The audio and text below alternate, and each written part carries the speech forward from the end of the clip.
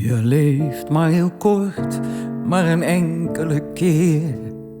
En als je straks anders wilt, kun je niet meer.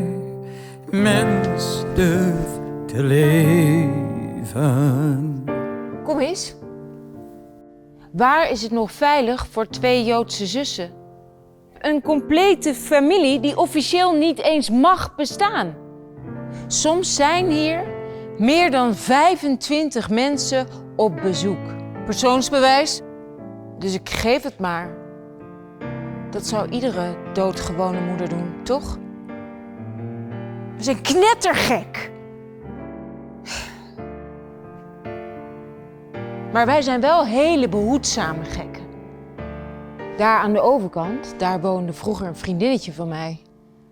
Samen met haar zusjes. Die waren ook leuk. Die zijn nu weg.